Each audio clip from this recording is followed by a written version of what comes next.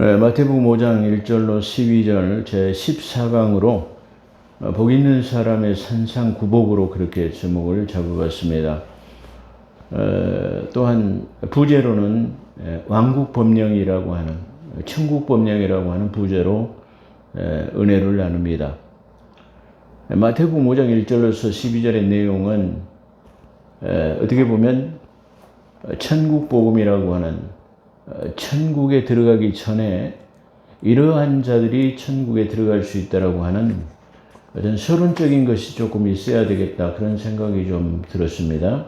그래서 다시 한번 이것을 말씀드린다고 한다면요, 주님께서는 요한의 가르침을 들으시고 그 가르침을 들으신 뒤로 곧바로 지금 천국복음이라고 하는 왕국복음을 전하시기 시작하셨다고 4장 12절에 증거하고 있습니다. 그러니까 이 요한의 가르침은 주님께서 증거하시기를 요한은 율법의 마지막 마침이 되고 선지자의 마침이 되다. 그렇기 때문에 이 옥에 갇혀서 나오지 못할 것은, 그리고 그래야만 율법의 끝마침이 된다는 것을 말씀하셨기 때문에 요한의 가르침을 통해서 비로소 구약의 율법, 선지자의 마지막이 끝났기 때문에 이제 새로운 시작, 복음을 증거하셨다라는 그런 측면으로 볼 수 있습니다. 그렇기 때문에 마태복음 4장 12절에서 요한의 가르침을 들으시고 그때부터 복음을 전파하기 시작하셨다, 그렇게 지금 성경에서는 증거하고 있습니다. 흑암에 앉은 백성에게 빛을 비추었으니 비로소 입을 여시고 회개하라, 천국이 가까이 왔느니라 하시니라. 천국의 왕으로서 그렇게 왕된 표적으로서 모든 병과 악한 것을 고치시고 각종 병에 걸려서 고통당하는 자들에게, 그리고 귀신 들린 자들을 고치시고 또한 그렇게 함으로써 많은 무리가 따르게 돼요. 왕된 표적을 보고 이제 따르게 됐다, 이 말이죠. 따르게 되고 그 많은 무리들을 데리고 산에 올라가서 앉으셔가지고 종말론을 강의하신 것처럼 지금 이 산상수훈이라고 하는 마태복음 5장과 6장 7장 이 산상구복이라고 하는 것, 그 산상설교를 지금 그 많은 무리들 앞에서 지금 천국에 들어갈 사람에 대해서 가르치신다, 이렇게 볼 수 있어요. 천국은 천국에 들어가면 이런 법들을 지켜야 된다, 그런 말이에요. 이걸 좀 부연 설명을 한다면, 우리나라가 최초의 그 독립국가로서 나라를 건국하려면 최초로 뭐 해야 되죠? 헌법이 있어야 돼요. 그래서 재헌 국회의원들이라는 사람들을 통해서 우리나라에 처음으로 법이 제정되고 그 법대로 살아갈 것을 천명하고 대한민국이라는 국호로 출발했습니다. 그런 것처럼 우리가 출애굽기를 공부할 때 출애굽하면서 그들은 그 6월절을 첫날로 기점으로 해가지고 다시 말해 이스라엘을 건국하게 되고, 물론 그때 이름은 이스라엘은 아니었지만 그렇게 다시 말해 유대 나라를 이제 건국했습니다. 그런데 그 유대 나라의 건국과 동시에 그들에게 정해진 법령은 바로 율법이라고 하는 법이 제정됐어요. 그러니까 너희가 내 백성으로서 저 가나안 땅에 들어가 살려면, 이게 다시 말하면 저 유대인으로서 그 율법을 지켜야만 돼, 바로 그런 것이에요. 그러니까 헌법도 마찬가지로 우리가 이 나라에서 살려면 그 헌법을 지켜야 되는 것처럼 율법도 저 이스라엘 민족들도 지켜야 되는 거예요. 그렇다고 한다면 오늘날 그리스도인들은 율법을 지키지 않아야 되느냐? 아닙니다. 그 모형적인 것을 통해 가지고 우리가 교훈을 얻습니다. 그렇기 때문에 율법을 지킨다기보다는 그거를 교훈 반면교사로 삼아서 우리가 살아가는데 율법이 중요한 의미를 가지고 있다, 그렇게 말씀드릴 수 있어요. 그렇다고 한다면 이제 이 천국복음은 바로 이제 건설되어진 왕으로서의 이 땅에 오신 분이 건설되어진 그 천국에는, 그 천국의 법령은 이런 것들이야. 그 천국에 들어가서 살려면 이런 법들을 지켜야 돼, 그런 말이에요. 그게 다시 말하면 이걸 지켜야 들어간다라는 전제 조건이 아니라 그 나라에서는 이것들을 지켜야 되라고 하는 거, 그 나라에서. 그러니까 우리나라 재헌 국회의원들이 헌법을 제정해 놓은 것처럼 그 나라에 너희가 살려면은 이것을 지켜야 돼. 그런 측면으로 우리가 이 산상복음이라고 하는 산상수훈, 이 산상설교를 우리가 기억해야 된다. 그렇게 우리가 말할 수 있어요. 그래서 이 천국이 가까이 왔느니라 하시니라. 천국의 왕된 표적으로 모든 병과 약한 것을 고치시고 각종 병에 걸려서 고통당하는 자, 귀신 들린 자를 고치시고 많은 무리가 따르게 되고 그들에게 천국을 소유할 자들에 관한 것을 말씀하시는 것이 마태복음 5장, 6장, 7장이다. 그렇게 가르치시고 계신 것으로 왕국의 헌법을 지금 제정하신 것으로 생각하면 됩니다. 그러니까 지금 너희들이 도래하는 메시아가 도래하면 그 천국이 건설되어질 것인데 그 천국은 이런 법령이 있어라고 하는 것이다. 그렇게 볼 수 있어요. 그런 측면을 가지고 있어야 돼요. 그래야만 우리가 이 산상설교라고 하는 마태복음 5장, 6장, 7장을 잘 이해할 수 있다. 그렇게 볼 수 있습니다. 그래서 조금 전에 말씀드린 것처럼 국가가 건설되기 위해서는 그 나라의 헌법을 지켜야 하는 것처럼 천국의 백성들은 이 법령들을 지켜야 하는 것으로서 이런 자들이 천국 백성이 될 수 있는 것을 말합니다. 자, 어떻게 보면 다시 말하면 이 법령은 아주 엄격하고 아주 엄격한 것으로 귀되어 있어요. 만약에 그렇다고 한다면 이런 것들을 지켜야 그 천국에 들어갈 수 있다면 누가 저게 마음으로 먹은 죄도 못 들어간다면 누가 갈 수 있을까 이렇게 생각할 수 있어요.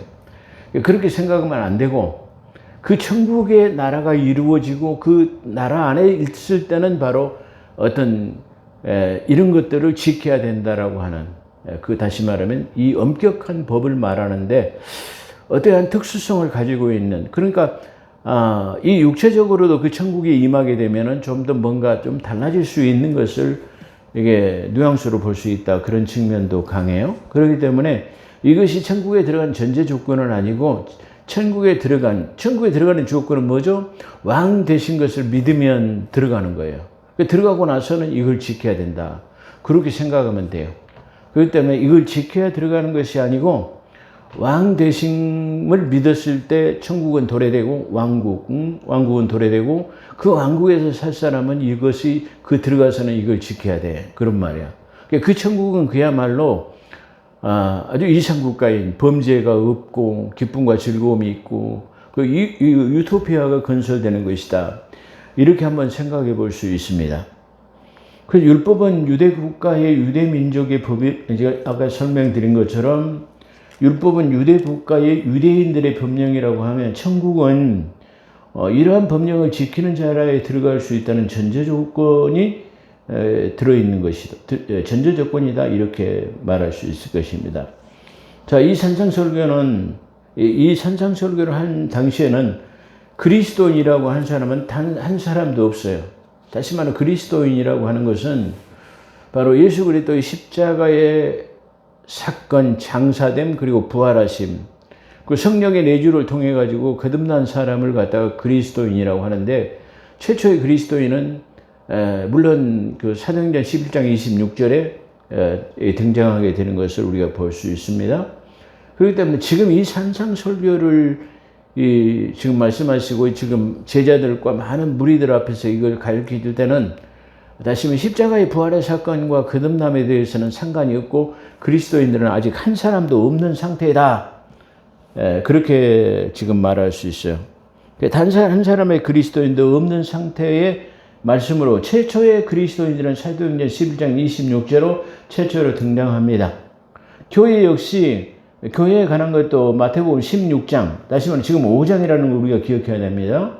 그래서 16장 이후에 등장하게 되고 12제자 역시 지금 앞선에 지금 4장에서 4명의 제자를 초이스한 것은 나타나지만 10명의 제자는 마태복음 10장에 가서 제정되기 때문에 지금 5장에서는 아직 이 10명의 12제자도 지금 임명이 되지 않은 상태다.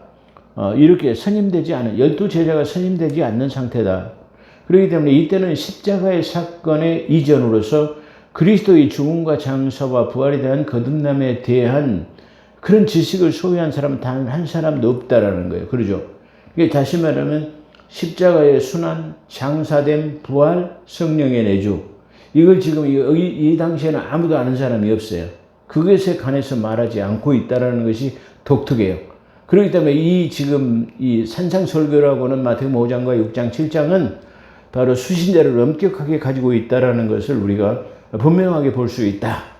이렇게 볼 수 있어요. 아주 중요한 의미를 가지고 이 설교를 이 마태복음을 잘 이해할 수 있는 초석이 될 것이다. 이렇게 생각해 볼 수 있어요. 그래서 이 설교의 청중인 수신자는 십자가 사건 이전에 유치한 거기에 포진된 그런 유대인이며, 설교의 핵심은 바로 의라는 것이에요. 근데 여기서 의는 십자가의 사건의 의와는 좀 다른 거예요. 다시 말하면 자기가 어떤 것을 지킴으로써 얻어지는 그걸 말하고 있어요. 그렇기 때문에 의로 율법보다는 훨씬, 이 의는 율법도 의로운 것이라고 그랬죠. 지켜야 돼요. 그런데 이 의는 율법보다도 아주 훨씬 엄격하게, 율법보다 이게 강화된 그런 법령이다라고 생각하면 될 거예요. 그렇잖아요. 율법도 다 지키기 어려운데 율법보다도 훨씬 더 지키기 어려운 엄격한 강화된 법령이다.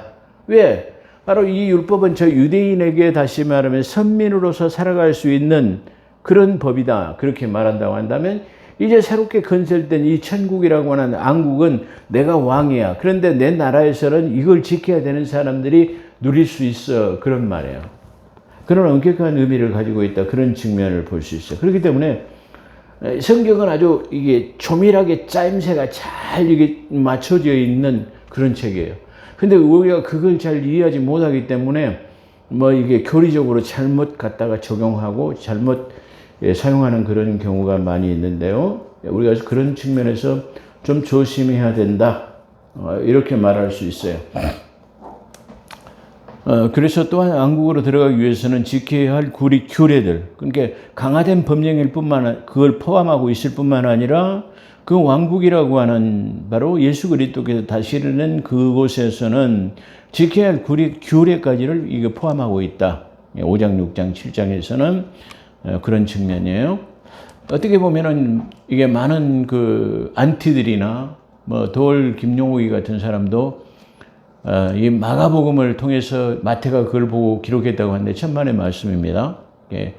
마가 12제자 안에서도 이 마가는 선택되지 않았고, 또 마가는 자기 삼촌 바나바를 통해서 복음 전도를 선교사로 나섰지만 힘들어갖고 한때는 이 사도 바울의 아주 미움을 받기도 했던 그런 사람이에요. 나중에 어떻게 보면 자기 바나바로부터 자기 삼촌으로부터 전해들은 것을 구전으로 전해들은 것을 물론 목격된 것도 있겠죠. 왜 그러냐면 자기 집에 마가의 다락방의 집 아들이었기 때문에 목격되고 있겠죠. 그렇지만 구전과 목격된 것으로 증거하고 있기 때문에 조금은 그런 것은 억측이다.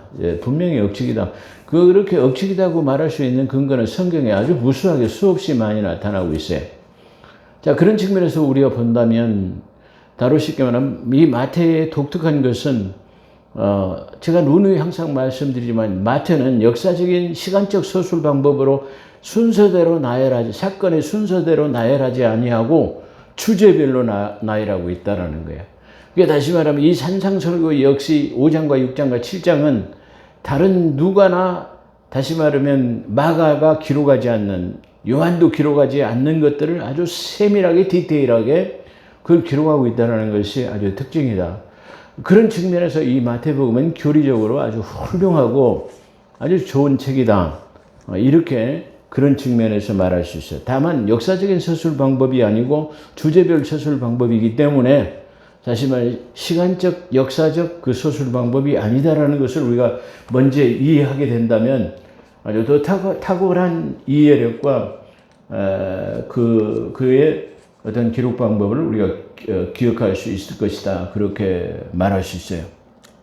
자, 그런 측면으로 본다면은 산상설교에 포함된 주기도문도 이 산상수훈이라고 하는 6장에 기록되어 있어요. 그렇다고 한다면 우리가 그 왕국이 도래되려면 어떻게 기도해야 됩니까? 그런 질문이에요. 그래서 어떻게 기도해야, 우리 그러니까 왕국 복음을 설명해 가는데 지금 거기에는 청중들이나 제자들이 그렇다면 우리가 그 왕국 도래를 위해서 천국 복음, 왕국의 도래를 위해서 뭘 기도해야 됩니까? 그래서 주님께서 가르쳐 주신 것이 주 기도문이라는 이름이 붙었어요. 그렇기 때문에 이 마태복음에 다시 말해 주 기도문은 오늘날에 많은 논란의 대상들이 있고 뭐 반복 기도를 하지 말으라 해가지고 그걸 계속해서 반복해서 매일 하는 거나 맞지 않다. 뭐 이렇게 지금 말하는데 그건 설득력이 없습니다. 그런 측면에서 우리가 본다면 이 마태복음 6장에 이것을 그런 측면으로 기록했다고 한다면 바로 왕국 도래를 위해서 기도해라. 근데 거기서는 바로 일용할 양식을 구해야 하는 때가 와요. 그 환난의 때를 예표한다라는 말이에요.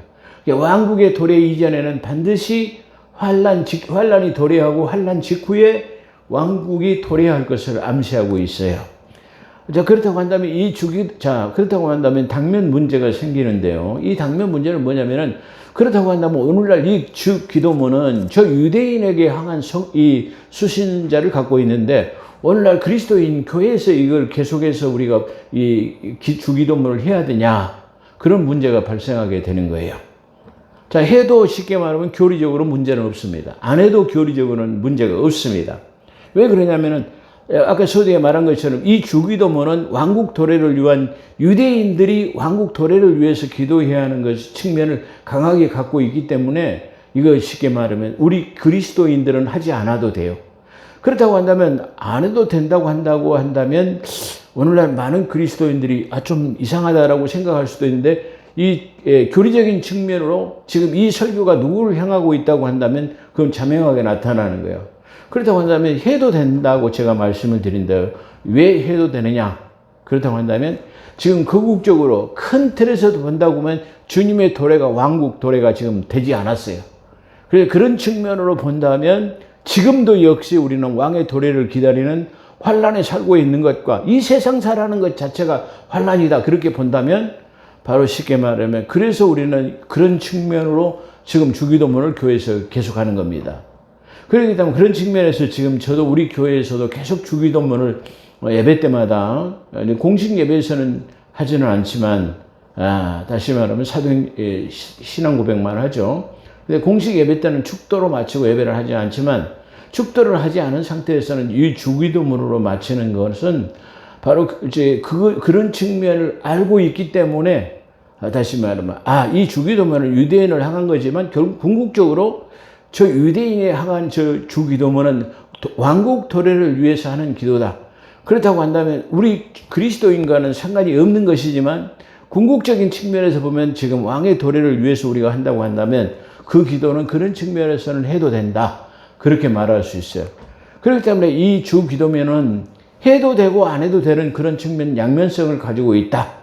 안 해도 뭐 교리적으로 이게 큰 문제가 오늘날 우리 한국 교회가 그 교회가 이단인가 아닌가를 알려면 그 교회에서 주기도문을 한가 안 한가, 사도신경을 해야 된가 안 한가, 그걸 보면 알 수 있다 그러는데 그건 다시 말하면 정상적인 교회가 긴가 아닌가를 판단하는 것은 좀 무리가 있고요.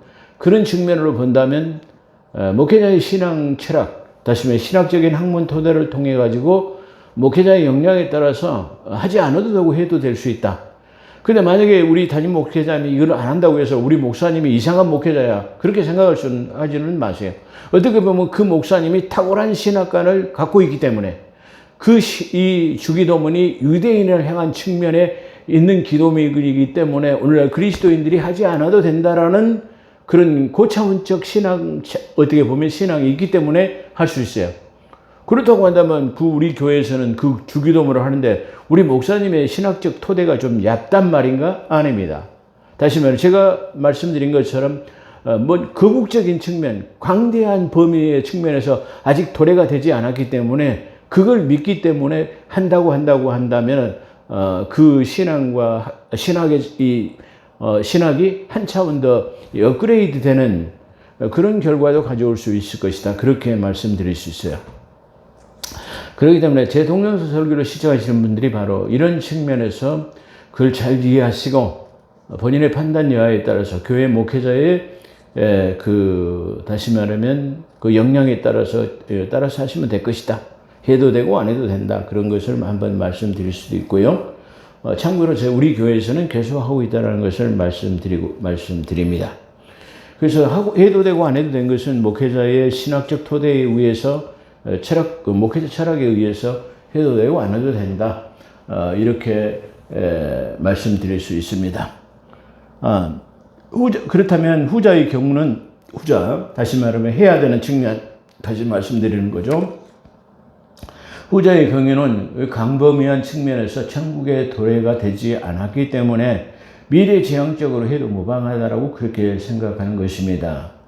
또한 이 왕국은 유대인과 관련된 땅에 속한 것, 헤븐, 다시 말해 땅에 속한 왕국임을 그렇게 말하고 있습니다. 그렇기 때문에 이 산상수훈에 대한 지금까지 말씀드린 것은 어떻게 보면 우리가 산상수훈에 대한 것을 더 깊이 이해하기 위한 오명업 같은 것이다. 서론적인 것이다. 우리가 이 서론적인 것을 근거로 하고 이 마태복음 산상설교를 우리가 이해해야만이 더 깊은 은혜를 체험할 수 있을 것이다. 그런 측면에서 본론으로 그냥 이렇게 직접적으로 진입하지 않고 서론적인 것을 말씀드린 것은 바로 그런 측면이다. 그렇게 말씀드릴 수 있습니다. 오늘 여기까지 마치도록 하겠습니다. 기도하겠습니다. 감사합니다. 오늘도 부족하고 연약한 저희들을 불러주시고 강하고 담대한 신앙 그리고 우리 주님의 함께 하시는 믿음으로 함께 할 수 있도록 은혜를 베풀어 주신 하나님 아버지, 사람을 보고 세상을 볼 때 환난 풍파 하나는 근심 걱정이지만 우리 주님의 도래를 통해서 모든 것을 다 잊고 슬픔과 하나님 어려움은 다 잊어버리고 기쁨과 즐거움으로 눈물이 없는 영원한 복락을 누릴 수 있는 그때가 속히 도래할 수 있도록 우리 주님께서 함께하여 주시기를 원합니다. 오늘도 함께하신 것 감사하며 우리 구주 예수 그리스도 이름으로 감사기도 드리옵나이다. 아멘.